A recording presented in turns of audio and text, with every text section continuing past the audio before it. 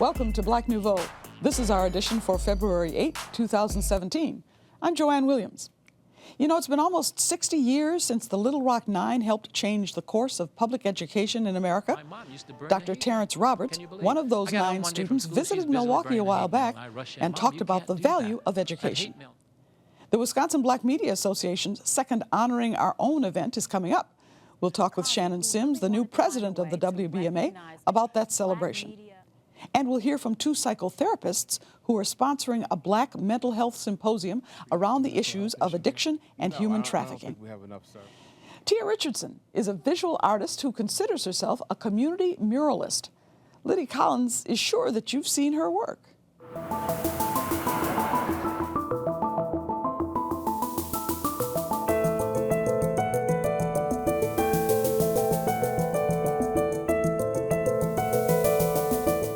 I'm usually showing what I believe is the divine feminine, and so I do a lot of paintings that involve women.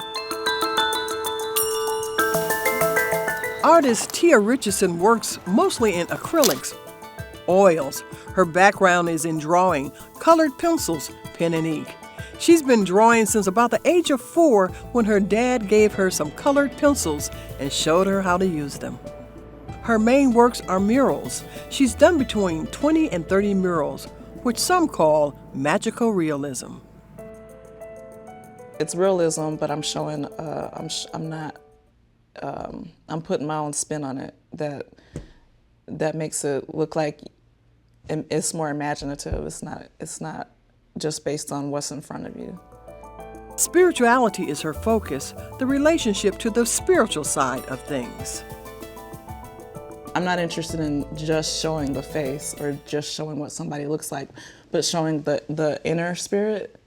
And so tying in spirituality helps me show the inner spirit of something. She normally paints her murals on plywood and then affixed the murals to the wall. But that changed when she painted for the first time on a brick wall of a popular Milwaukee neighborhood food store. She said painting directly onto brick adds to the picture. Each groove was about 1/4 inch, and so painting any type of line in any type of way was extremely difficult. It was hard, it was challenging, but I loved it. And the texture of the brick made it easier to blend and to get texture from it. I love being able to paint directly on a wall. It's character, it adds character. One of her murals is part of the Black Cat Alley project on Milwaukee's east side, an alley turned art gallery. It's a picture of, it's called Milwaukee Gaia Buddha, and it shows a goddess emerging from the earth as a sunflower, and around her is a sphere of light that radiates across Lake Michigan to the city of Milwaukee. And there's, on the opposite side is a picture of a girl spreading sunflower seeds. And so that was my, that was showing, spirit rising from the ashes or rising from the pain and trouble that happens, that makes up our city. This project contains a controversial mural. It's an image that people are trying to change, the high rate of Black male incarceration. It was about showing or representing the Black male body in an orange jumpsuit on this, 60 feet tall wall. And what does that do? Some people were not happy with the mural. Being a community artist, Tia Richardson understands the power of images. When I want something to change, or if there's a condition present that I don't like and that I feel should be changed, what I try to do is show how this circumstance can transform or evolve. And so my take on that is it only shows you one side. And it was meant to agitate white people, and it actually ended up agitating not even just the Black community, which was not agitated at large, but there was a handful of folks, some of whom weren't even Black, that were agitated. So some artists feel like that is enough, that agitation has done its work. I don't feel that that's enough. I feel it's more important to me that if I want something to change, I want to show what does that change look like. Richardson said the art world is competitive, and she's lucky she's not had to compromise very much to survive. That's largely because I teach and I'm working in partnership with groups or with organizations, and so the compromise is really a negotiation between myself and the client. My experience is since I'm working with groups and I'm being paid to produce a mural with input from some people. Like for me is some projects aren't as interesting as others and don't inspire me as much as others. And that was a sacrifice because I had to find a way to connect to that. Tia Richardson said she's always been able to find a way to connect to whatever she's been asked to do. And for her, art has power, and she believes she's communicating a message.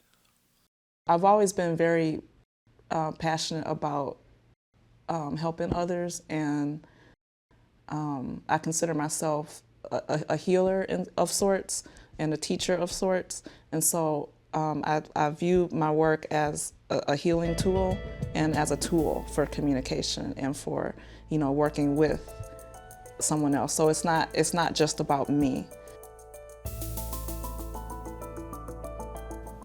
On Saturday, February 18th, the Wake Up program will host a community symposium on the state of Black mental health in Milwaukee. Joining us are Alfonzo, Watkins, and Clem Richardson, two of the organizers of the free event. Thanks for joining us. Yes, Thanks for having us. Yes. Why did you guys choose addictions and human trafficking for this event? One of the reasons we chose that is because human trafficking is nothing new. Since the 1600s, we've been captured and stolen and brought to America, as far as the Black families, and broken up. And so what we see right here, and I see as a therapist, I've been doing it for 17 years, is a lot of pain and trauma that a lot of our Black people are dealing with. Not all, but a lot, And so in order for them to deal with that, they use drugs and alcohol to cover up the pain. And so we need to address some of those issues. We decided, Alfonzo, to come out of the four walls so we can educate our community and bring healing to those situations. And so that's one of the reasons why we're hosting that. Who's the event for? It's for anybody in the Milwaukee community, professors, people in the community, elderly, the youth. We definitely love to have there. They need to be at the table, I believe, so they can learn from our mistakes and learn about their history too as well. Where is it going to be held? It's going to be held at 608 West Concordia at Crossing Jordan's Ministries. It starts from 8:30 a.m. You can come in and sign up, and it goes to about 12 o'clock, I believe, right? Mm-hmm. Yeah, 12 o'clock. What's the state of Black mental health in Milwaukee? Before I speak, I must always give honor and praise to our Creator for creating us in His image and in her likeness and giving us the breath of life and opportunity to live another day. And hopefully we will be positive and productive human beings. Secondly, I must give honor and praise to our ancestors, male and female, who sacrificed blood, sweat, and tears so we may enjoy some of the freedom that we have here in the wilderness of North America. Here in Milwaukee, we are in a crisis, and it's somewhat of a state of emergency with the conditions and with our mental health. So once again, me and Clem decided we want to have a conversation with the community from a different lens. A lot of times we're looking at our conditions through the lens of our kidnappers or former slave owners' children. But we want to have a conversation from it's an African human development psychology perspective. And what that basically means is we're going to introduce information from an African perspective, from our scholars, brothers and sisters who have put in the research and the work to start a paradigm shift in our relationship to the conditions that we live under. How does Milwaukee compare to other urban cities? In my travels, what's unique about Milwaukee is once again, it's still the number one segregated city in the country.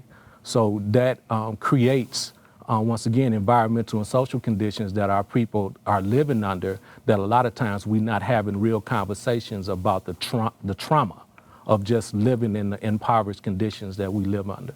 Do we have enough services in this city to treat the mental health issue here? No, I don't think we have enough services. You know, a lot of the services, like I said, is not meeting the need of the clients, so to assume, or the consumer, because is Eurocentric Eurocentric curriculums that's based. So in other words, if I'm Hispanic, I can't understand what's going on because different cultures created the curriculum that they're teaching. And so we need more services that meet the people where they're at, meet their culture where they're at. You mentioned with Alfonzo about the different communities. See what's different about Milwaukee. Milwaukee has the highest incarceration rate for black male for nonviolent crimes. We're talking about drug possessions. Those are nonviolent crimes. 57% unemployment rate, okay? Then we have, once they return back to the community, there's lack of resources that's available because they have a felony conviction and even someone with misdemeanors. So you can have a white guy that's returning from prison with a felony conviction, he would get a job compared to a black man who has a degree. Well, that's interesting that you bring that up. So Yeah. what about with young people, especially our children? I understand that black children have a higher suicide rates than their white counterparts. How do we have that conversation with our children about suicide? Well, I mean, you want to meet them, you want to talk about any issues or concerns that they have. That goes into, like what Alfonso was talking about, the mental health piece. Because anytime that you see all those negative stereotypes, the media plays a big important part to it. We're not blaming the media for anything. You know, we're not blaming society for anything, but society puts a lot of weight on black children and black men. And so when they feel oppressed or depressed, they turn to the drugs and then they turn to there's no way out. So I can't see any way out. I look on TV, they don't like me. I walk with Skittles and a tea, Arizona tea, and I get shot. We sit down and we get shot. Hands up, we get shot. I'm walking down the street with a hoodie on and I get shot. So you see that, and so some of them get killed by way of an installment plan, meaning that they will actually get in the car, and they call them hop-ins, get in the car and just drive fast, where they'll run into a pole, not intentionally, right, but prematurely death, those type of situations. Mm-hmm. A lot of our black youth definitely want to the help that they need, but there's not, like I said, a lack of the resources. And that's being cut. And we were talking about stigma a little bit. Yeah. Can you quickly talk about how do we get past the stigma associated with mental illness in our community? Part of what we have to do is a paradigm shift. We have to start controlling the education of our children, for one, so that we can create the positive images that they need to see from them understanding the lineage of their ancestors. Part of what our children don't understand is that they come from a people of great, we've done great things on the planet. So our children need to know that. So as we talk about the suicide rate, we live in an era where children just don't recognize their value. So we have to change their value systems. We have to change their interests. We have to change their principles so they can start striving to reach their fullest human potential. But we are not going to be able to do that if somebody else is controlling the education of our children and controlling the images that they see of themselves. All right, well, fantastic, guys. Thanks for this information. It sounds like a great event. All Yeah, right, so thank you you. come join us. We look forward to you. Everybody has a right to excel. That's what I learned at Gibbs Elementary School, Dunbar Junior High, and Horace Mann High School back in Little Rock. Every time I stepped onto the campus of all those all-black schools, I knew without one shred of doubt that I was a loved individual. I was embraced and honored, expected to succeed. You can flourish in those kinds of circumstances. It's difficult in other circumstances, but not impossible. Oh, yeah. And that, too, I learned in Little Rock. It was very difficult, but it wasn't impossible.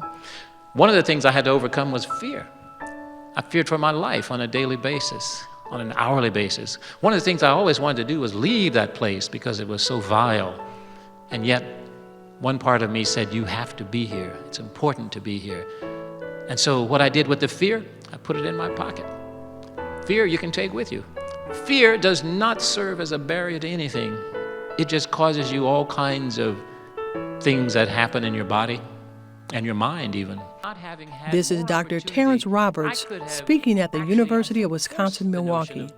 In 1957, he volunteered to be part of a group of students to integrate Central High School in Little Rock, Arkansas.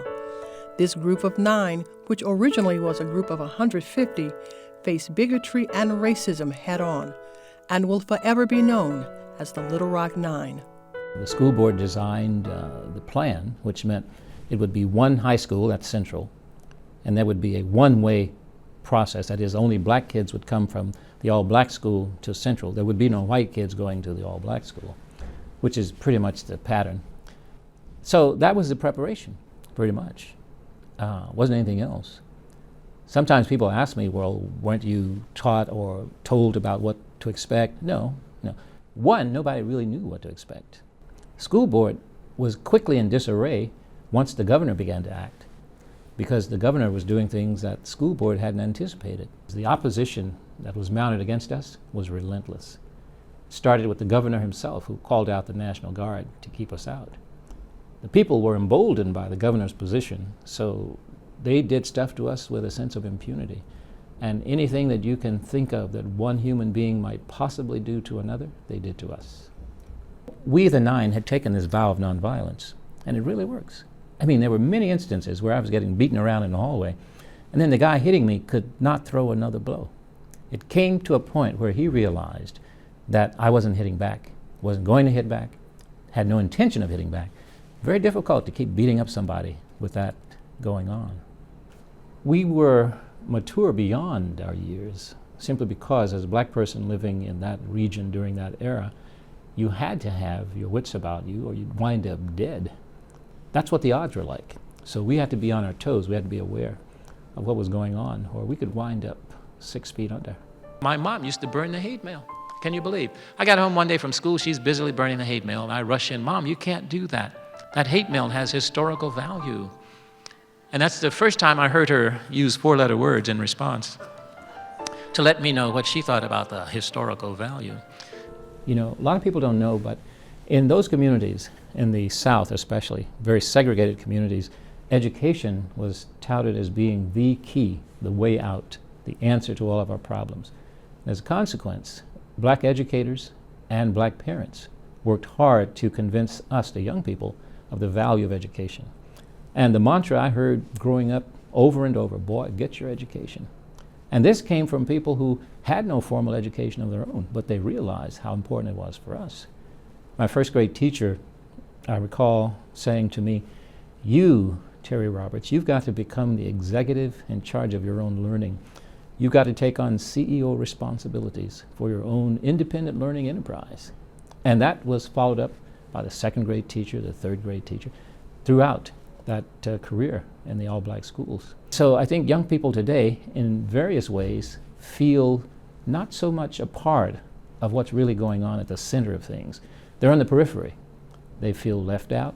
Sometimes they choose not to involve themselves because they're uncertain of the response. So rather than risk being rejected, they will simply opt out. My name is Joshua Devonish, and I attend Mesmer High School. With the recent inauguration taking place, do you still feel that there are barriers intact on the youth education? And if so, what do you think needs to be done to eliminate those barriers? Barriers to education? Yes. You know, the only barrier, real barrier to education that I can think of is individual choice not to educate self. That to me is the real barrier. External things are there always, as they were in Little Rock. I mean, there were tremendous external barriers, but once we, the 9, decided that we were going to educate ourselves in spite of the barriers, then it happens. See, it's not a function of any externals. It's all about who we are. And even though it may be harsh, the conditions may be difficult, and you may get weary, don't give up. Thank you. Love that question. Well, you know, I think kids have to, one, understand what education really is. Education isn't about going through institutions or going through formal programs. It's about individual choice. Individuals can choose to educate themselves, and basically, in my estimation, education is simply defined as knowing the options available in the universe. You know, if you know more options, then your range of choice can help you design a life that is much healthier, much more productive. And it starts with that individual knowledge that, one, it's possible to make that choice. It's possible to choose to learn. Dr. Roberts, a psychologist, said schools today are not integrated because society is not integrated. It has always been a fallacy, in my estimate, to try and, quote, integrate this society through using schools. It can't happen.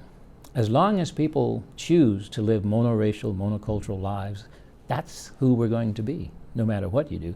And busing, busing to me was one of the most egregious examples of cruel and unusual punishment that we've ever engaged in.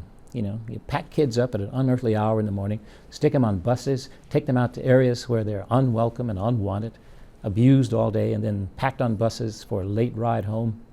No time to really study because they have to go to bed to get up early. That whole cycle. It's nutty. If this country is interested in integration, it will have to make that choice and do it. And we could if we wanted to. I tell people all the time, Americans do what they want. It's not a matter of can't. We have all the resources we've ever needed. Well, last year it was Michael Holt. This year, 3 more of our local journalists are being saluted for their work in the 2nd annual Honoring Our Own celebration. Here to tell us about it is TMJ4's Shannon Sims, the new president of the Wisconsin Black Media Association. Congratulations, Madam President. Thank you very much. Well, this really was the brainchild of our past president, James Causey, who really wanted to find a way to recognize Black media professionals in our community that not only were excellent in their jobs and in their careers, but were also community forward thinking minds and also very prominent in the community, not just by a face, but by what they did. And so this year our 2 honorees are Eugene Kane, as well as Carol Meekins, who is a colleague of mine as well. So I'm excited for both of those great journalists who are receiving this award this year. Okay, details. When is it? Where is it? How much is it? So we are about, almost 3 weeks away from the event. It is on February 19th. That's a Sunday. And we will be holding it at the Wisconsin Black Historical Society. Tickets are $40, and they're still being sold on Eventbrite. You can also get more information about that on our Facebook page, the Wisconsin Black Media Association's Facebook page. But really, this is about us coming together in a way to give honor to those who have come before us and who continue to be trailblazers for many of us as young journalists here in the community. We're also honoring Eric Vaughn, who passed away in 2016. And was very instrumental in our community. And there's been a void since Eric Vaughn left. On all fronts, whether it was radio, whether it was in print journalism, or whether it was him mentoring other aspiring journalists to become what we call ourselves today, journalists. Now, the Wisconsin Black Media Association is part of the National Association of Black Journalists. Mouthful right there, right? And, that's true. and most of the people who work here on Black Nouveau are members of both the WBMA and the NABJ. So tell us a little bit about NABJ, which is the national organization. Well, again, you said, WBMA is a small chapter of the National Association of Black Journalists. And this organization here in Milwaukee, we've been around for more than 30 years. But in the last 2 years, we really have gotten a resurgence to be more impactful in our communities and to be more supportive with one another as professionals in this career of journalism. We know that one of the big, I would say the big points that NABJ tries to stress is seeing more people of color in newsrooms. And so what we want to do is continue to foster and support those Black journalists here in Milwaukee and also inspire the younger generation so that we can continue to fill those newsrooms. So now you answered my next question. As president of WBMA, what are your goals? What do you want to see happen? Well, I think one of the big things we're going to address this year is inspiring younger journalists. One thing I know that a lot of our universities here in the area don't have a lot of students of color in their journalism programs. So what we're going to do is we're going to shift the focus to try to look at the younger generation. So we're going to look at the 6th, 7th, and 8th graders. There we can inspire them to think about making journalism a career or a degree once they go to college. So we are looking to do a journalism boot camp this year to let them see all aspects of journalism, print, radio, and television. But most importantly, I think it's going to be important to get us as a group of Black journalists in this community to be comrades instead of competitors. I think the problem we suffer is that many times we come into newsrooms as we are only one or two that are of color, and we feel this need to compete,